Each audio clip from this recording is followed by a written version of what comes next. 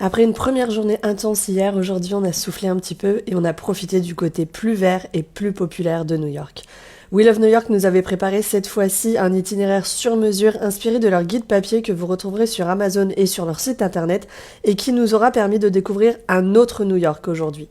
Un New York plus local, plus humain aussi. On a commencé la matinée à Carl Schurz Park, en bord de mer, où on a vu plein de fleurs et des arbres aux couleurs époustouflantes, plein de toutous se promener aussi avec leur maître, mais surtout ce moment ultra mimes avec des chanteurs pour bébés. C'est vraiment une autre vie ici quand même.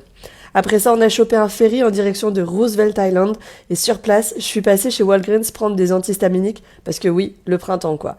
J'ai aussi pris à boire et on n'aura malheureusement pas le temps d'explorer davantage cette île qui est majoritairement résidentielle au final, car il était l'heure d'attraper le téléphérique bondé pour se rapprocher de Harlem où on est attendu pour la suite de notre programme sur mesure.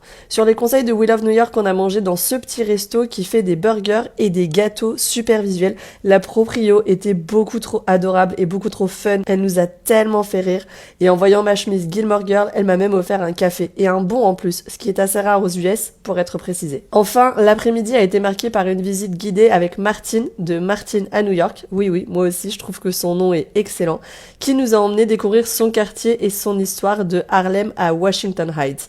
Une expérience passionnante qu'on aurait pu prolonger pendant des heures, de l'histoire de Malcolm X aux influences de l'Europe sur l'architecture locale en passant par des coins que seuls les locaux connaissent sans oublier une petite dégustation locale, Martine nous a partagé sa passion pour cet autre New York en dehors des clichés touristiques et c'était hyper enrichissant.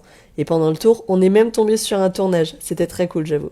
La culture de cette dame est sans limite, je vous remets le lien vers ses visites en barre d'infos d'ailleurs si l'expérience vous tente. Et pour finir cette journée, retour sur Midtown avec la remontée de la 5e avenue, on est même rentré dans le Plaza d'ailleurs, et après un petit passage par la Trump Tower et son mood coincé dans les années 80, et un détour par Grand Central Station façon Gossip Girl, on a fini sur un rooftop avec une vue exceptionnelle sur l'Empire State Building. Et c'est tout pour aujourd'hui, donc je vous dis à demain.